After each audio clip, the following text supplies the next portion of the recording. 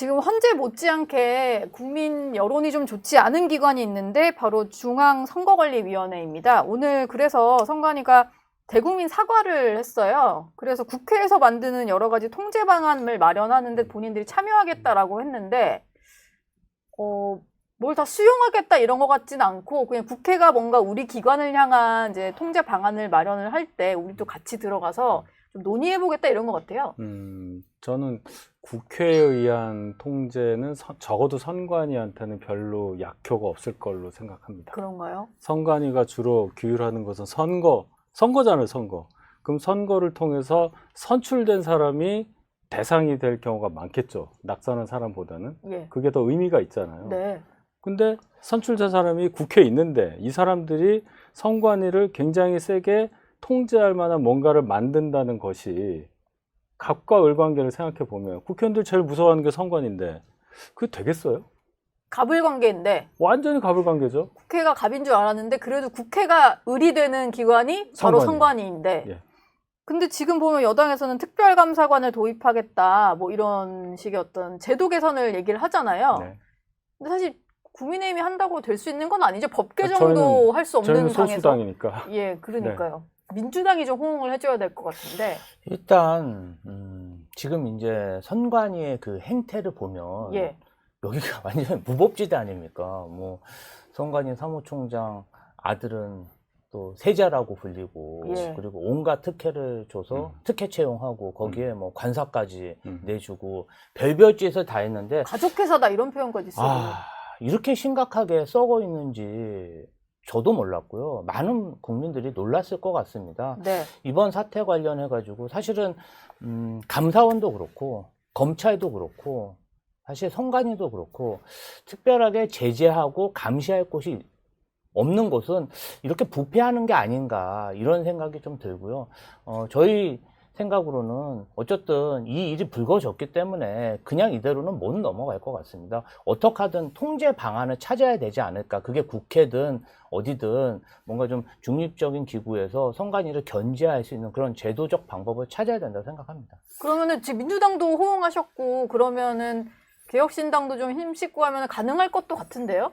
이제 현실적인 문제를 얘기한 거죠. 예. 왜냐하면 국회의원들이 4년에 한 번씩 계속 선거를 해야 되고, 그 다음에 갑을 관계. 지역구에서 이제 시도의원들 선거를 같이 하고 지방선거 같은 걸 해야 되는 상황이면 어찌 보면 선관위의 눈치를 안 볼 수 없는 그런 입장이라는 현실적인 문제를 얘기했지만 제가 봤을 때 이건 국민적 공분을 산 거거든요.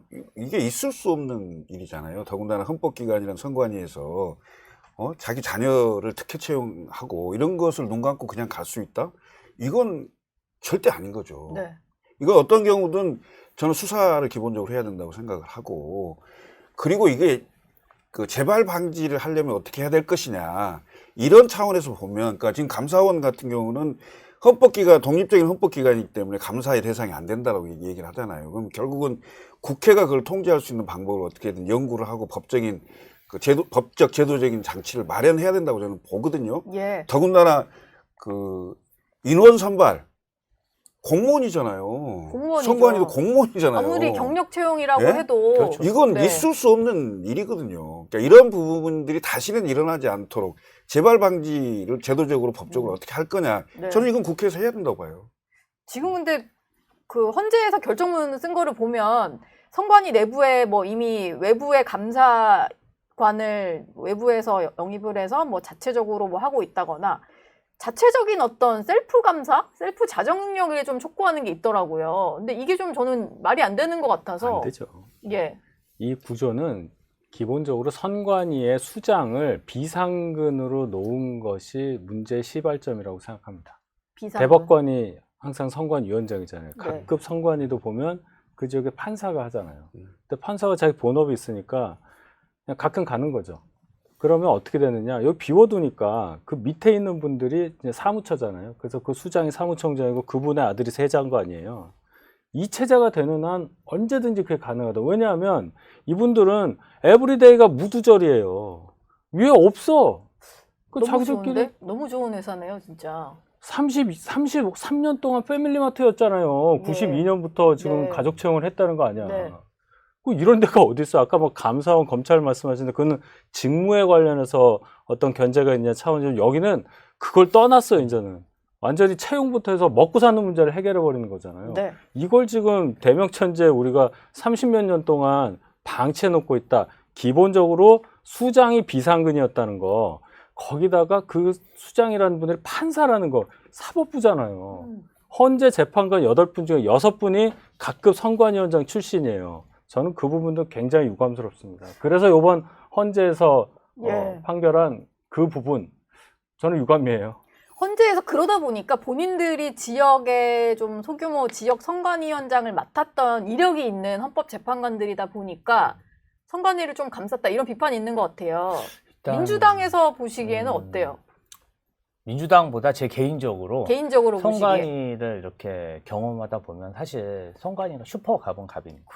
선거 때 보면은 거의 뭐 선관위에서 그냥 넘어가면은 그냥 별일 아닌데도 고발을 하면은 당선 무효형도 나올 수 있기 때문에 네. 정치인들이 사실은 선관위에 굉장히 좀 뭐라 그럴까요? 을의 위치에 있는 것도 맞고 눈치가 또 많이 보이죠? 또 항상 행정이 있는 게 아니고 선거철에만 있다 보니까 약간 사각지대처럼 그들만의 리그가 있었던 것 같아요. 네.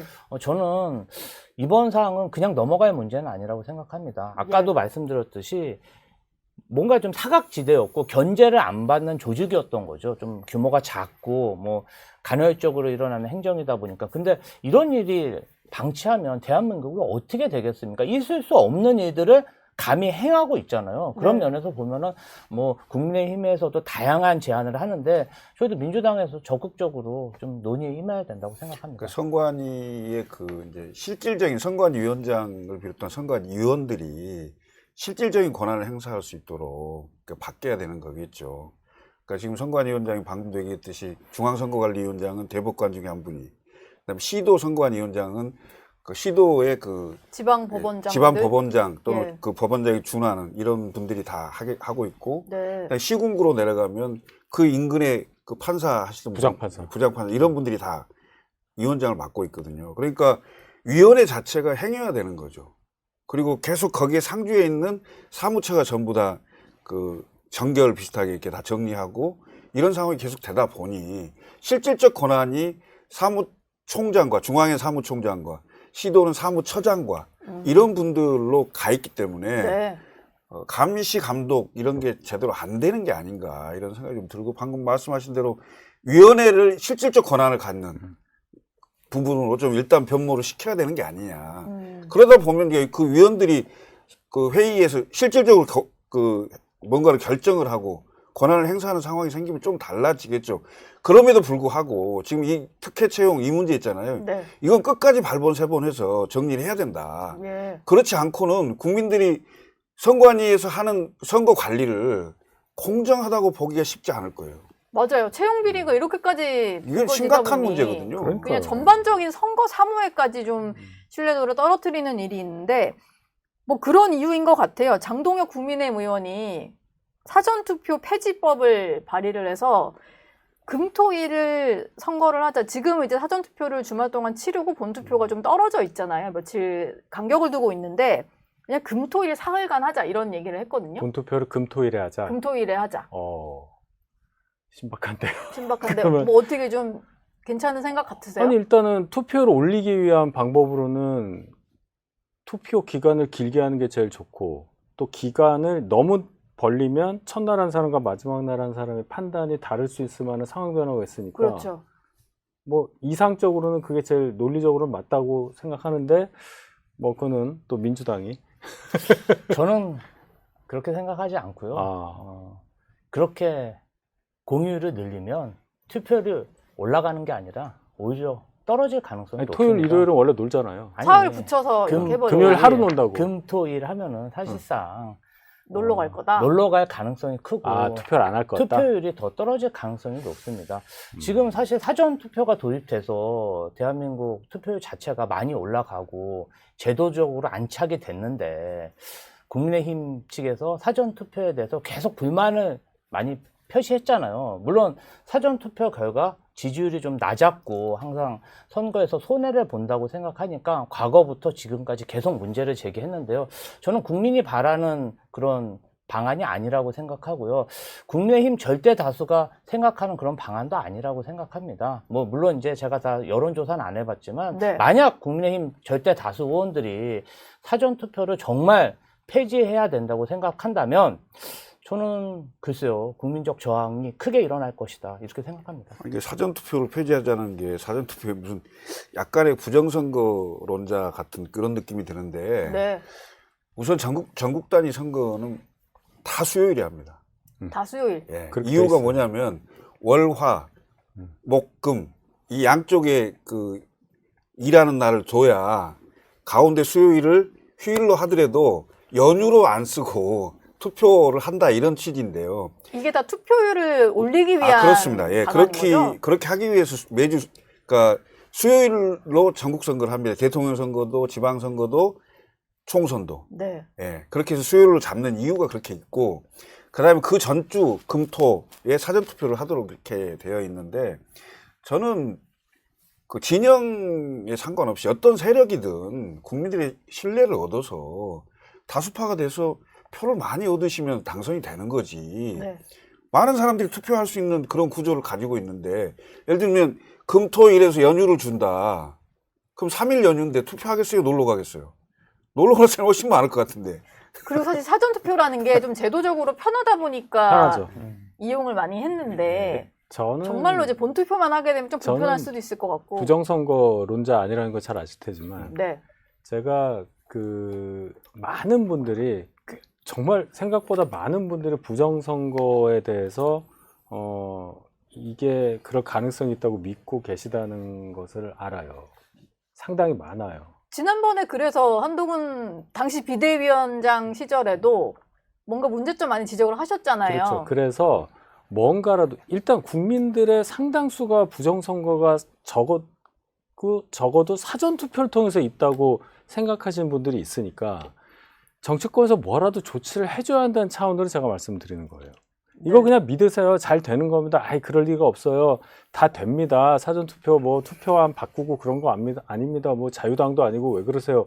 근데 그게 어느 정도 의심을 갖고 있는 분 입장에서는 안 들어온단 말이에요. 설득이. 그럼 그 설득이 안 되는 그분을 우리가 비난할 수는 없잖아요. 뭔가 상황이 그렇게 됐으니까 뭐라도 조치를 해드려야 공정선거를 바라는 그분들의 마음을 그래도 조금이라도 달래드릴 수 있는 거잖아요. 네. 그런 차원으로 접근하자는 거지.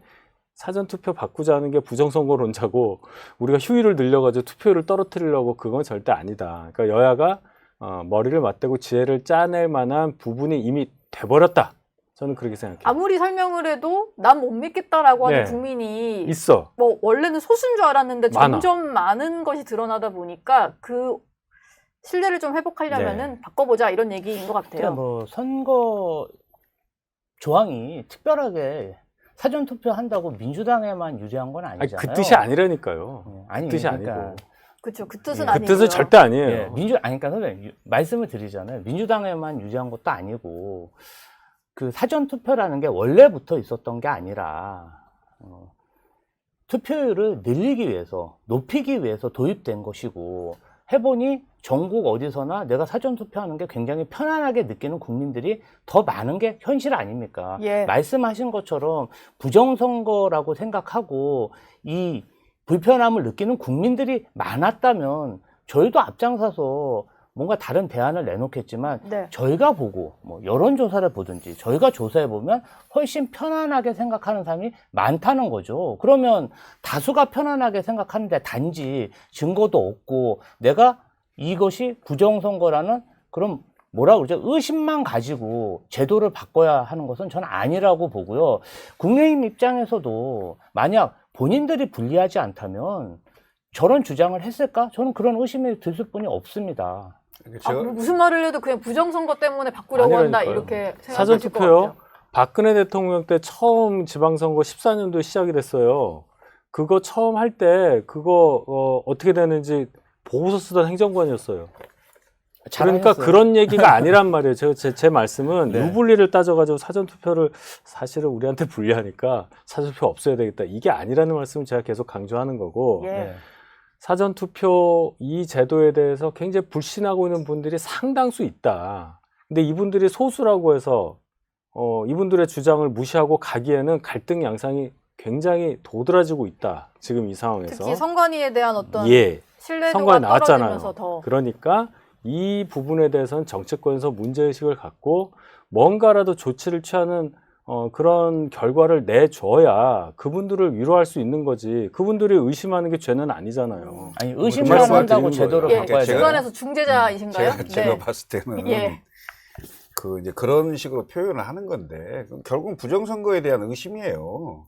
결국이요? 예, 저는 그러니까 사전 투표를 왜 도입하게 됐는지, 그러면 그 사전 투표를 해서 대체로 그 총선을 따지면 선거운동 8일 만에 선거 투표를 하게 되는 상황이에요. 그러니까 앞장서서 이기는 그 후보, 그러니까 유리한 구도입니다. 예. 뒤따라가기 쉽지가 않아요. 맞아요. 예, 그런 유불리한 지점이 있을 수는 있어요. 있지만은 우리가 경쟁력이 강한 후보를 내고 또 경쟁력이 강한 정당을 만들고 다수파 정당이 되려고 노력을 하고, 더군다나 국민의힘 같은 경우는 대통령 권력을 가진 여당이 됐어요. 네. 여당이 됐음에도 불구하고 소수파 의원들이라고 마치 본인들이 뭐 야당인 것처럼 이렇게 얘기하는 건데, 이건 전혀 말이 앞뒤가 안 맞는 거고요. 중앙선관위 사무총장은 누가 임명합니까?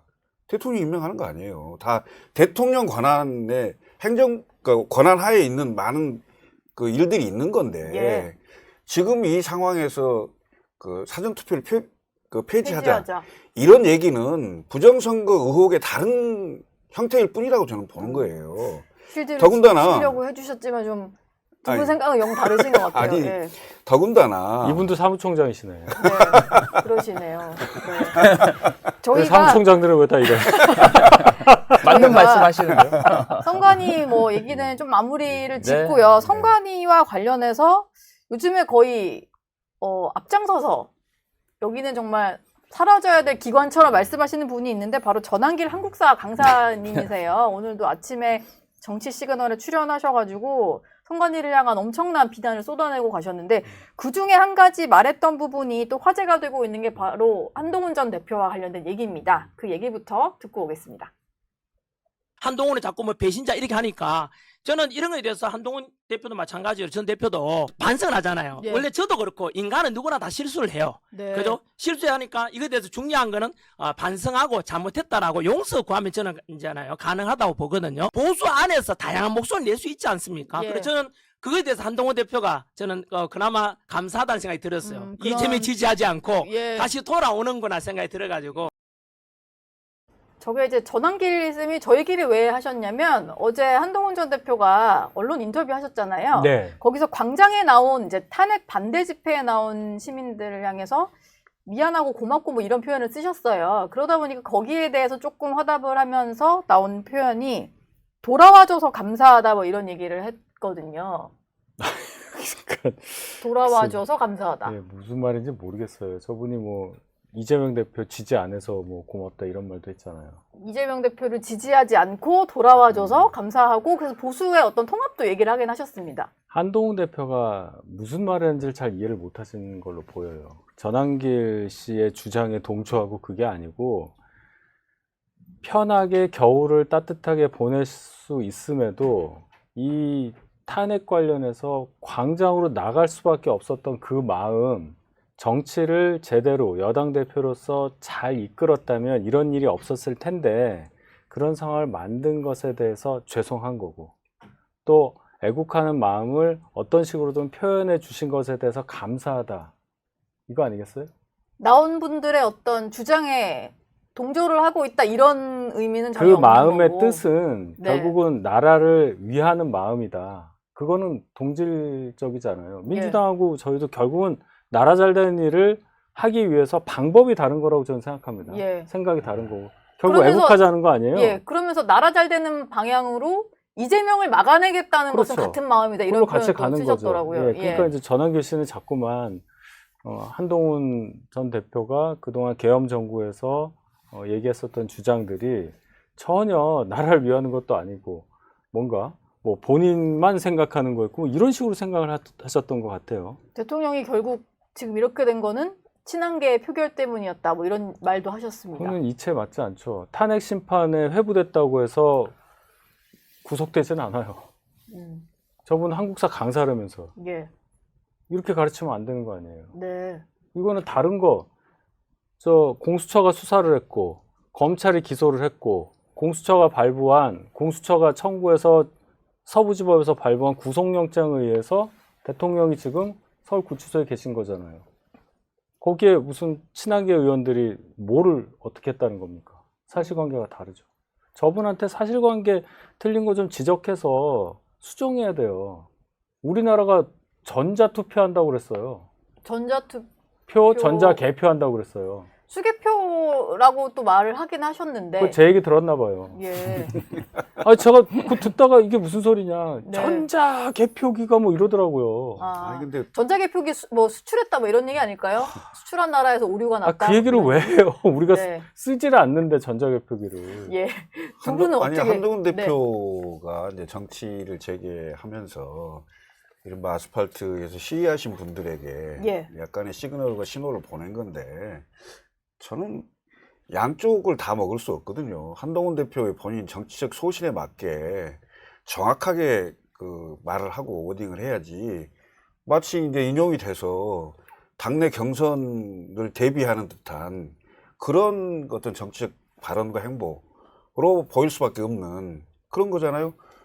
그런 지점들이 오히려 나는 한동훈 대표의 선명한 자기 소신에 대해서 희석되는 게 될 수가 있어요. 그러니까 이도 아니고 저도 아닌 뭐 이런 상황이 연출될 수 있다. 네. 그러니까 뭐냐면 예를 들면 과거에 뭐 삼김이라든지 아니면 박근혜 전 대통령이라든지 아니면 지금 그러니까 이재명 대표라든지 이런 네. 분들은 예를 들면 자기 진영에서 약간 오른쪽으로 또는 약간 왼쪽으로 갔을 때 그 지지자들이 전략적 판단을 하는구나 해서 그 지지철에는 않고 계속 같이 가주는 용인은 해주는. 뭐 그런 생각들이 있는데 네. 지금 예를 들면 한동훈 대표 입장에서 과연 그런 전술이나 정치적 행보를 할 수 있느냐? 예. 저는 이도 저도 다 놓칠 수 있는 그런 상황에 직면할 수 있다라고 말씀드립니다. 이도 저도 놓칠 수 있다.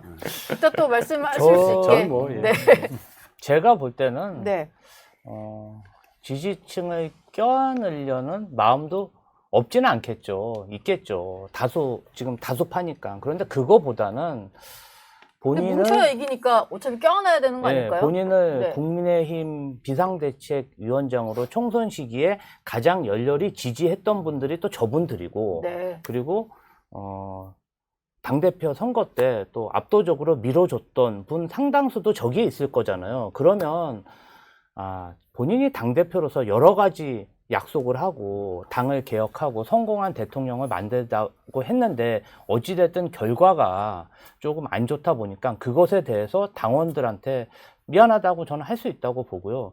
또 윤석열 대통령하고는 특수관계잖아요. 사실은 뭐 공적인 그런 게 아니라 지금 구속돼서 구치소에 있는 게 개인적인 긴 그런 인연으로 보면 본인이 마음이 편하겠습니까? 네. 그러한 개인적 소외를 얘기했는데 전한길 강사님이 이것을 마치 한동훈 대표가 백기투항한 것처럼 그렇게 해석해서 얘기를 하다 보니까 사실 친한계를 지지하는 그런 지지자들도 불쾌하고 또 보수 유권자들도 좀 극우 지지층도 좀 불쾌하면서 이게 좀 욕을 먹는 그런 상황이 아닌가 저는 그렇게 완전히 봅니다. 고도로 한동훈과 윤석열을 딱 엮는데 네. 고도로 지금 엮는 게 아니고 모두를 깠는데. 엮는 게 아니고 저는 정말 진심으로 생각합니다. 예. 예. 아마 소신은 네. 그 12월 3일 계엄 해제 제일 먼저 입장을 내고 그다음에 탄핵에 찬성한 것 자체는 그거는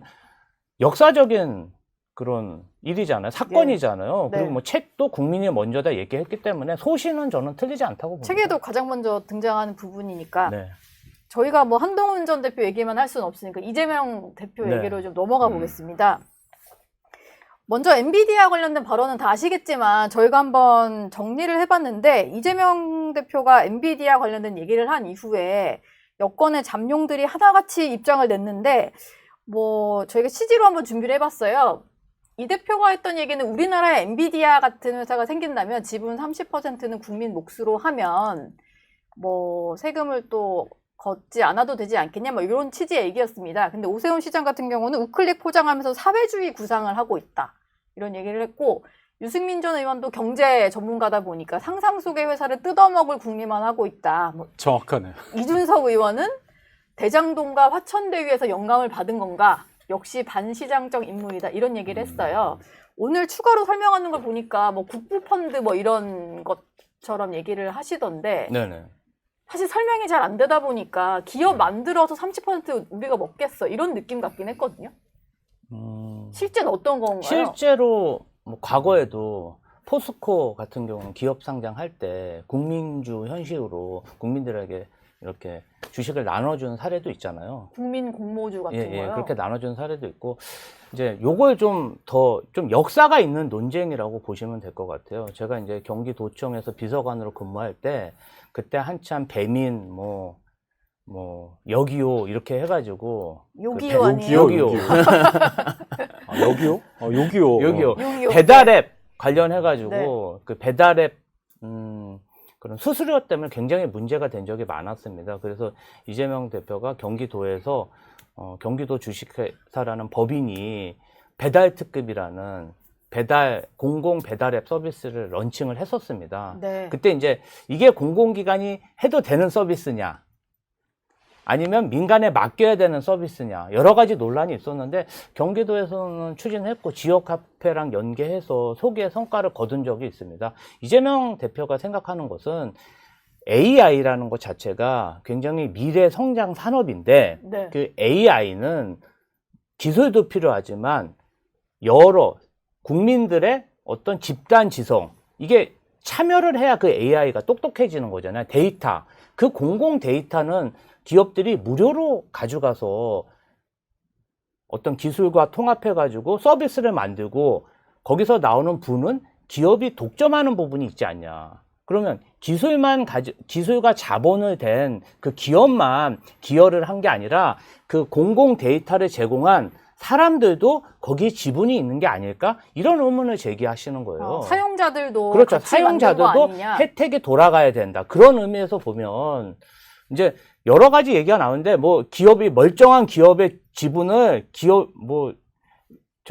국가가 강탈해 가는 게 아니라 처음에 그러한 AI 기업이 만들어졌을 때 투자를 하고 예. 투자를 해서 성공을 하면 그것을 좀 국민과 나눠야 하지 않냐, 이런 얘기인데 조금 하나 더 생겼어요. 예. 뭐가요? 엔비디아는 칩인데 네. AI 구동을 하기 위한 칩 만드는 회사가 대박이 나서 한 얘기는 지금 AI 그러면 공공 AI 오픈 소스 거기까지 간 거예요? 공공 챗GPT. AI에 대해서 얘기한 겁니다.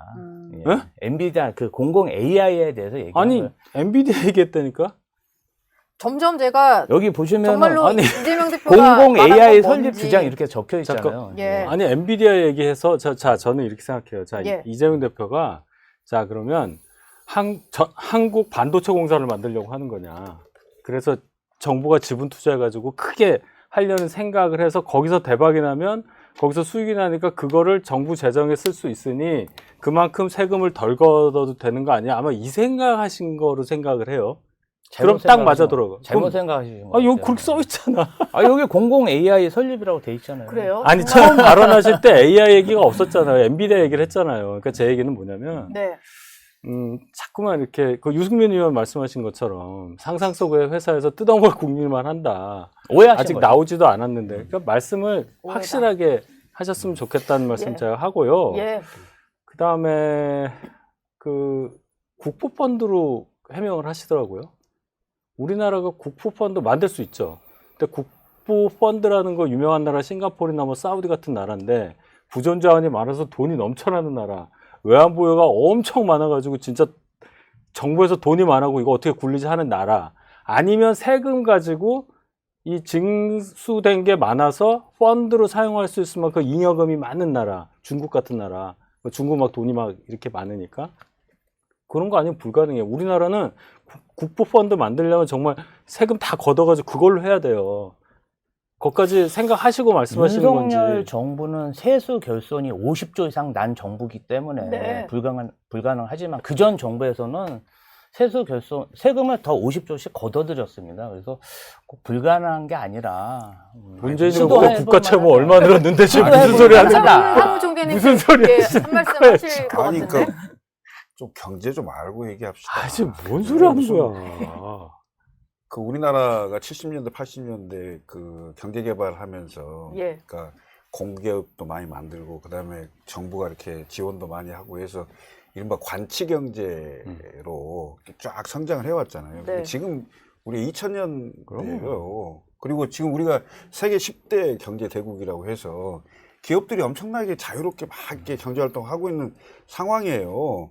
그럼 당연히 기업이 잘 되도록 정부가 다 길을 열어주고 정부가 할 수 있는 일은 도와주고 그리고 기업이 돈 많이 벌 수 있도록 해야죠. 네. 그게 기본 아닙니까? 근데 설명도 황당하고 무슨 뭐 정부 투자 얘기하면서 뭐 TSMC 얘기를 하고 그 한국 80년대 반도체입니다. 80년대 좀 가까이 오셔서 말씀하셔도 돼요. 갑자기 이 얘기할 땐 좀 오셔야지. 아니 그러니까 너무 가까운 것 같아, 그걸로. 제가 봤을 때는 이재명 대표가 여전히 본인이 야당으로만 생각을 하는 것 같아요. 지금 어찌 보면 가장 유력한 대선 후보인데 예.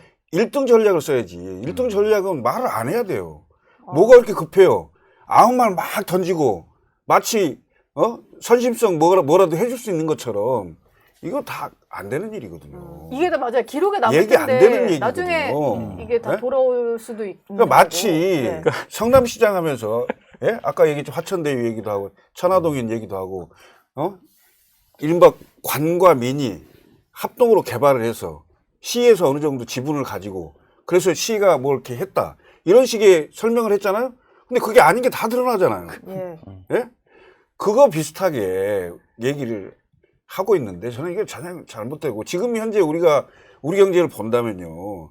사실은 공기업은 효율성보다는 공공성을 많이 따지잖아요. 예. 그러면 지금 같은 그 기업 환경에서 효율성이 빠지고 공공성으로 경쟁력이 될 것 같아요? 안 돼요. 민간에서 죽게 하면 살기로 경쟁력을 높이는 그런 기술 개발을 해내도 세계 시장에 나가면 될까 말까 하는데 정부가 뭘 한다고요? 이거 저는 이해가 안 된다고 봐요. 이런 사무총장이 필요하고요. 예. 제가 선관위 그런 사무총장입니다. 3년 전 대선 때 생각이 나요. 예. 이재명 대표 공약 중에 뭐가 있냐면 네. 원화를 우리나라 통화를 기축 기축통화로 만든다고 그랬어. 그래서 이게 대체 무슨 소리냐. 이재명 대표가 네. 경기도지사 시절에 배달 특급을 개발할 때 예. 사실은 IT 기업하고 민간 기업과 손을 잡고 서비스를 해서 굉장한 성공을 했어요. 네. 사실은 아까 효율성 부분도 중요합니다. 그런데 지금 대한민국 경제 체제를 보면은 지금 이런 대규모 자본을 끌어들여서 이러한 공공 AI 설립을 할 수 있는 회사가 재벌 대기업, 굉장히 큰 회사들 뿐이 없고 네. 또 아니면 해외 기업이 독차지하는 그런 구조입니다. 그러면 중소 스타트업, 작은 스타트업하고 이런 기업들도 공공 데이터는 기회가 있어야 되잖아요. 그런 면에서 보면 민간 기업과 공공재가 잘 협업해서 뭔가 새로운 사업 모델을 만드는 것은 시도할 만하다고 보고요. 어떤 관치나 이제 과거의 경제는 그랬죠. 근데 앞으로의 그런 경제도 그럴 것이다. 저희는 한번 도전해 보고 이런 아젠다를 던지면서 토론과 연구를 통해 갖고 새로운 길을 찾아내려고 하는 예. 것이죠. 아니 대권 후보인데 아무것도 안 하고 그냥 가만히 있어야 되나요? 이재명 대표가 일단 그 국민의힘에서 나오는 거에 대해서는 한국말도 제대로 이해 못하나 문맹 수준의 지적 능력이다. 뭐 이런 얘기를 했는데 예, 제가 문맹이네요. 사실 좀 모이셔가지고 글도 모르고요. 정말로 뭘 만들겠다는 말도 못 알아들어 건지 저는. 뭐 이렇게 좀 논의를 해봤으면 좋겠다 생각이 우리 드네요. 문맹이에요. 예. 문맹은 아니신 것 같고 서로 이제 뭘 가지고 얘기하는 건지 이게 조금 아직은 소통은 안 되는 단계인 것 같아서 아마 이제 조기 대선이 이루어지면 대선 토론을 통해서 사실 뭐 마이너스 정치하지 말고 이런 얘기하는 거 좋지 않겠습니까? 예. 저는 굉장히 미래지향적 논의라고 생각합니다. 네.